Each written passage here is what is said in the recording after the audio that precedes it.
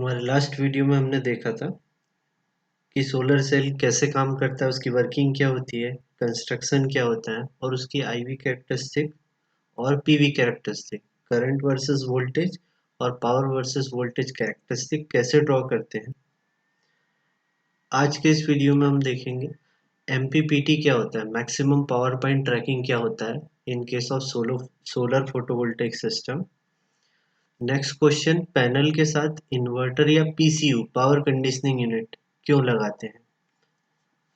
उसके बाद हम देखेंगे कि पैनल को डायरेक्ट हम लोड से कनेक्ट कर सकते हैं या क्या हम पैनल से डायरेक्ट सप्लाई ले सकते हैं बिना किसी पावर कंडीशनिंग यूनिट के। तो स्टार्ट करते हैं।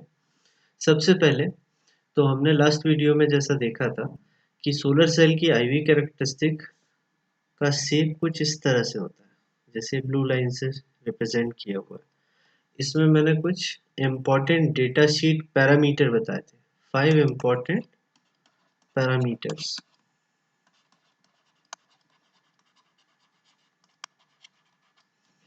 Number 1 VOC, number 2 ISC, number 3 VMPP, number 4 IMPP and Pmax या मैक्सिमम पावर। किसी किसी डेटा शीट में VMPP को सिर्फ VM लिखा होता है, IMPP को IM लिखा होता है और Pmax की जगह वॉट पीक लिखा होता है, वॉट पीक। तो जैसे हम इस पैनल की अगर बात कर रहे हैं जिसकी आईवी कैरेक्टरिस्टिक यहाँ आपको ब्लू लाइन से रिप्रेजेंट की हुई है, ये आईवी कैरेक्टरिस्टिक जिस पैनल की अगर हम उसको एनालाइज करें तो 0.6 एम्पियर के आसपास इसका क्या है, शॉर्ट सर्किट करंट है।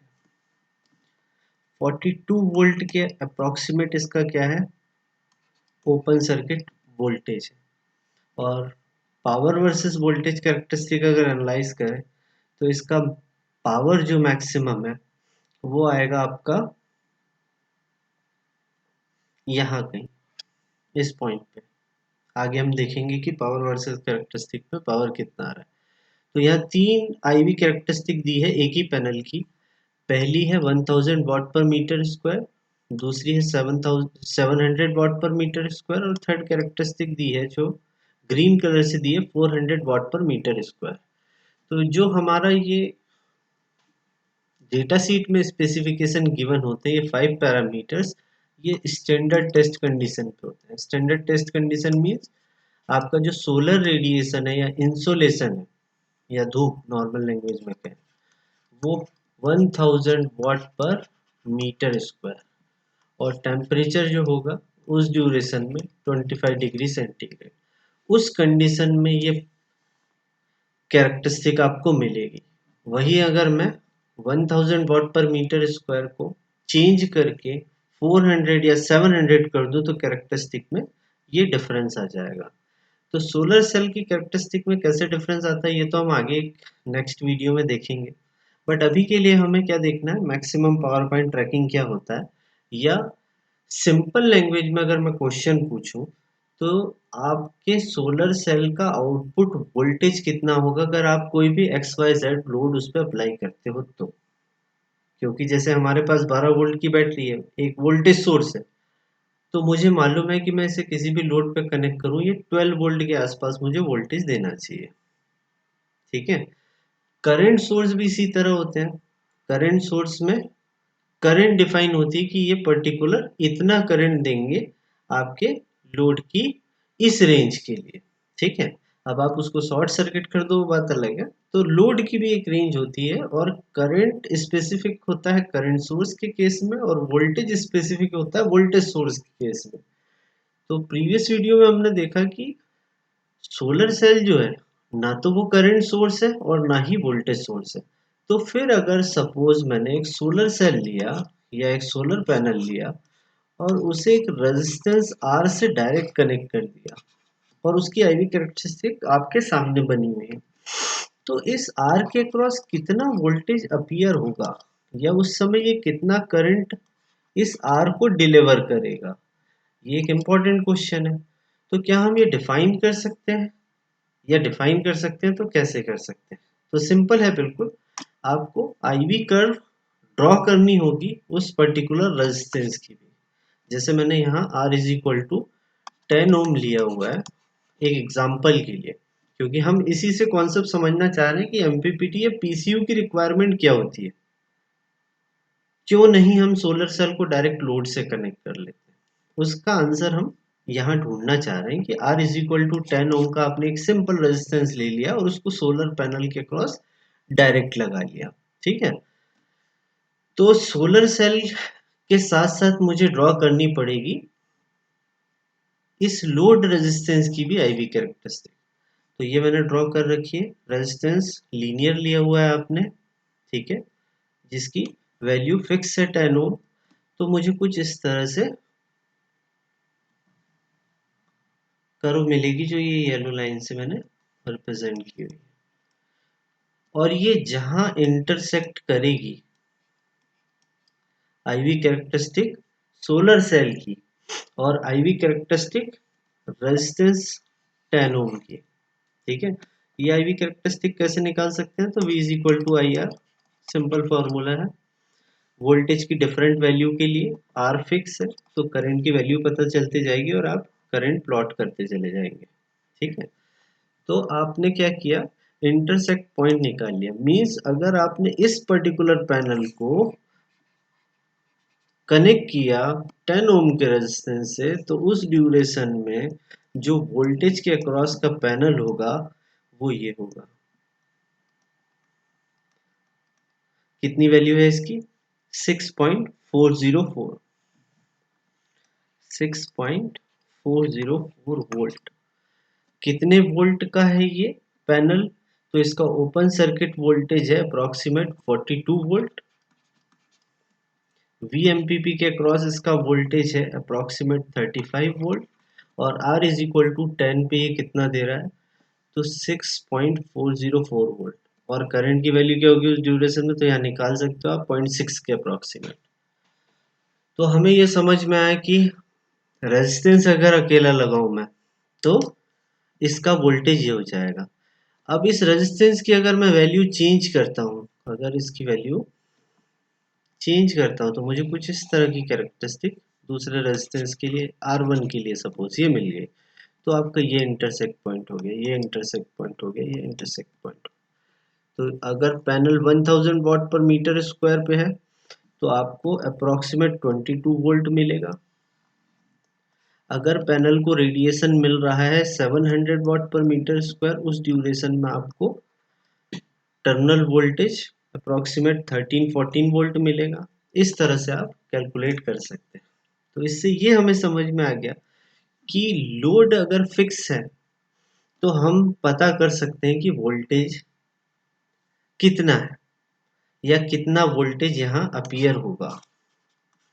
बट हमें मालूम है कि ऐसा हमारे डोमेस्टिक लोड में बिल्कुल नहीं होता कि लोड फिक्स हो। तो ये जो लोड होता है ये कंटिन्यूसली वेरी करते रहता है। अब लोड अगर कंटिन्यूसली वेरी करेगा तो ऑब्वियसली ये टर्मिनल वोल्टेज भी वेरी करेगा। और आपको मालूम है किसी भी अप्लायंसेस में वोल्टेज फिक्स होता है। जैसे हम अगर सिंगल फेज डोमेस्टिक कंज्यूमर की बात करें तो 230 वोल्ट फिक्स 50 हर्ट्ज फ्रिक्वेंसी के लिए हमारे सारे अप्लायंसेस आते हैं। तो 230 वोल्ट सिंगल फेज AC के लिए जो अप्लायंसेस बने हुए हैं उसको अगर मैं 270 या फ्लक्चुएटिंग वोल्टेज दूं तो क्या होगा, वो माल ऑपरेशन होगा या वो डैमेज भी हो सकता है अप्लायंसेस। तो इसीलिए इस वोल्टेज को हमें कहीं ना कहीं फिक्स रखना होगा, इसीलिए हम PSU का यूज करते हैं। ये एक रीजन है, अभी और भी रीजन बताऊंगा। नेक्स्ट हम देखते हैं इसी IV कैरेक्टरिस्टिक की अगर मैं PV power versus voltage characteristic draw करूँ। एक्स एक्सिस पे आपने पावर लिया है और वाई एक्सिस पे वोल्टेज लिया है। ये PV कैरेक्टरिस्टिक हो गई आपकी, ये IV कैरेक्टरिस्टिक है। तो ऑपरेटिंग पॉइंट इस R इज इक्वल टू 10 ओम के लिए ऑपरेटिंग पॉइंट क्या रहे थे, A, B और C। इसी ABC को अगर मैं ट्रेस करूं PV कैरेक्टरिस्टिक पे तो A पॉइंट ये आ गया आपका, B पॉइंट ये आ गया, C पॉइंट ये आ गया। मतलब आपने पैनल लगा के रखा है और 10 ओम का रेजिस्टेंस लगाया है। तो ए बी सी, ए 1000 वाट पर मीटर स्क्वायर अगर रेडिएशन है तो ए ऑपरेटिंग पॉइंट हो जाएगा। 700 वाट पर मीटर स्क्वायर रेडिएशन है अगर तो बी, और अगर 400 वाट पर मीटर स्क्वायर है तो सी। अब आप यहाँ ध्यान से देखो कि एमपीपीटी क्या होता है। ए टर्मिनल या ए ऑपरेटिंग पॉइंट के लिए जो पावर पैनल डिलीवर कर रहा है या जो पावर डिलीवर करेगा सोलर पैनल, वो कितना है, तो अप्रोक्सीमेट 3.906 वाट। बी के लिए अगर देखेंगे आप, ठीक है, तो पावर कितना डिलीवर कर रहा है, 1.8 वाट। और अगर सी पॉइंट के लिए देखेंगे तो पावर कितनी डिलीवर कर रहा है, तो 0.05 वाट। तो किस रेंज में ए पॉइंट मिला हमें, कितना, 3.9 वाट for operating point A. A means 1000 वाट पर मीटर स्क्वायर पे। अब उसी 1000 वाट पर मीटर स्क्वायर पे ऑपरेटिंग पॉइंट या सॉरी मैक्सिमम पावर पॉइंट क्या था, तो 19.7 वाट, अप्रोक्सीमेट 20 वाट। तो ये 20 वाट क्या, मैक्सिमम पावर जो सोलर पैनल डिलीवर कर सकता था। और आपने 10 ओम का रेजिस्टेंस लगा दिया, मतलब आपने कितनी वाट पावर ली उससे, तो 3.9। तो अप्रोक्सीमेट 5 टाइम्स पावर ज़्यादा ये पैनल डिलीवर कर सकता था, बट आपने कितना लिया इससे, ओनली 4 वाट। तो मैक्सिमम पावर पॉइंट ट्रैकिंग क्या होती है, तो कुछ नहीं है, ये एक ऐसा इलेक्ट्रॉनिक सर्किट हम यूज करते हैं कि वो क्या करे, आपका लोड कुछ भी हो, सपोज अभी हम 10 ओम का ही रेजिस्टेंस वाला लोड कंसीडर कर रहे हैं, तो एमपीपीटी या maximum power point trekking circuit क्या करेगा, इस ऑपरेटिंग पॉइंट ए को ए डैश पे शिफ्ट करेगा। मतलब जो पैनल का टर्मिनल वोल्टेज आ रहा था आपका, ये अब आपने इंटरमीडिएट पावर कंडीशनिंग यूनिट लगा दी, अगेन आपने रेजिस्टेंस वही लगा रखा, R इज इक्वल टू 10 ओम। अब ये पावर कंडीशनिंग यूनिट या एमपीपीटी क्या करेगा, इस ऑपरेटिंग पॉइंट ए को ए डैश पे शिफ्ट करेगा, ताकि आपका जो पैनल है वो मैक्सिमम अवेलेबल पावर डिलीवर कर सके आपके लोड को। ये बिल्कुल वैसा ही है जैसा आपने मैक्सिमम पावर ट्रांसफर थ्योरम में पढ़ा होगा।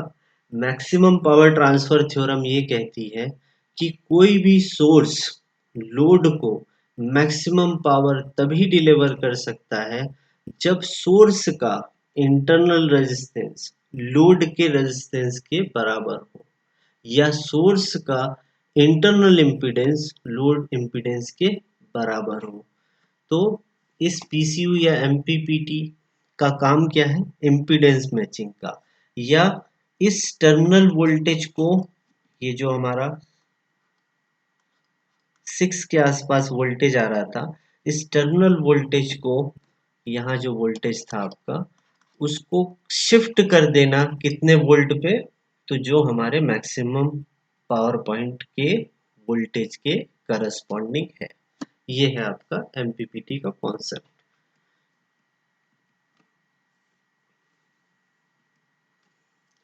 तो यहाँ हमारे पास क्या आ जाता है, सोलर पीवी अरे, ठीक है, डीसी टू डीसी कन्वर्टर। मतलब हम वोल्टेज चेंज किससे करते हैं, तो इलेक्ट्रिकल इंजीनियरिंग में हमें सबको मालूम है कि अगर आपको डीसी वोल्टेज चेंज करना है तो आपके पास एक ऑप्शन होता है डीसी टू डीसी कन्वर्टर। तो डीसी टू डीसी कन्वर्टर क्या कर रहा है, आपका इम्पीडेंस मैच कर रहा है, किससे, तो लोड इम्पीडेंस को मैच कर रहा है सोर्स इम्पीडेंस से।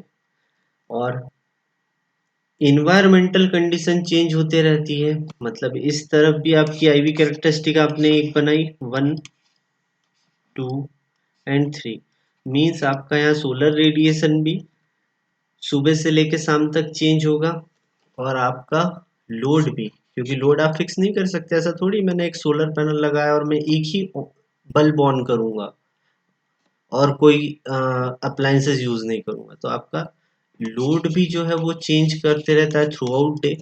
और सोर्स की कैरेक्टरिस्टिक भी थ्रू आउट डे चेंज होते रहती है। क्यों? क्योंकि यहाँ सोलर रेडिएशन चेंज होगी,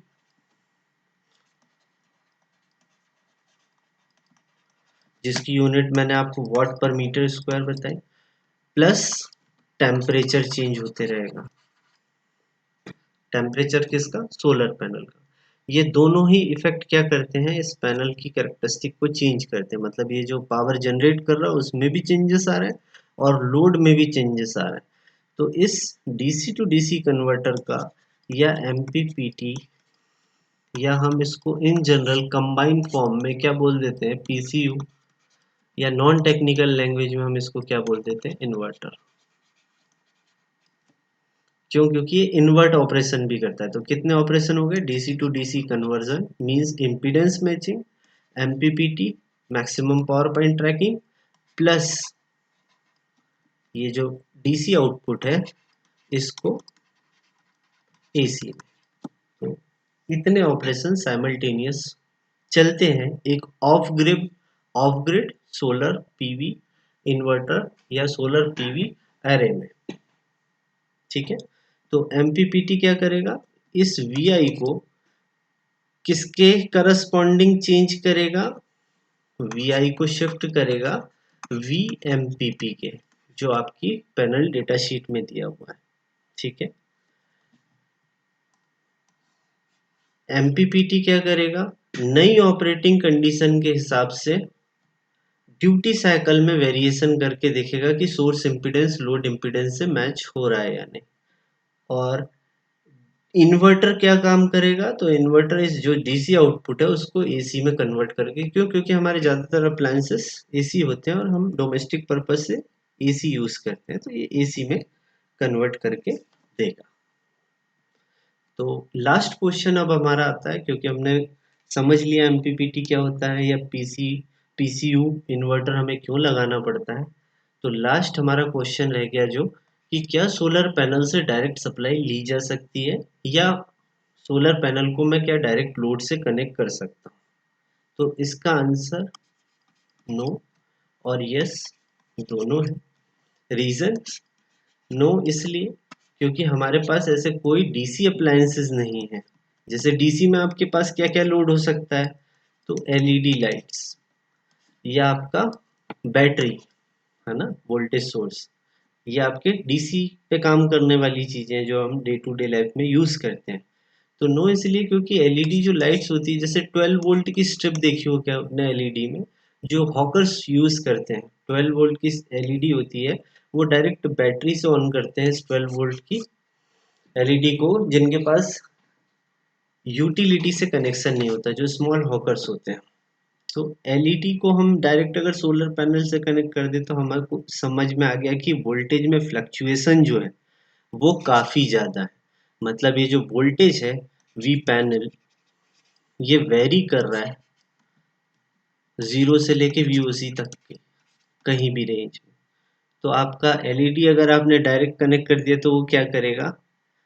कभी ज़्यादा ग्लो करेगा, कभी कम ग्लो करेगा। और अगर 12 वोल्ट के एलईडी को आपने वीओसी कुछ इस प्रकार से लिया कि वो 15 वोल्ट तक जाता है, तो ये हाई वोल्टेज के कारण एलईडी खराब हो सकती है। ठीक है, यस मैंने इसलिए लिखा है कि अगर आपको डेटा शीट अच्छे से पढ़ते आ गई है तो आप क्या कर सकते हो? एक सोलर पैनल ऐसा ले सकते हो जिसका वीओसी है 15 वोल्ट के आसपास है, वीएमपीपी 13 वोल्ट के आसपास है, और करंट 5 एम्पियर के आसपास, शॉर्ट सर्किट करंट। और सपोज मैं आपको लास्ट भी बता देता हूँ, आई एमपीपी आपका 4.9 एम्पियर। इस तरह से आपने एक पैनल ले लिया। ठीक है, इस पैनल को आप डायरेक्ट कनेक्ट कर सकते हो एक बैटरी से।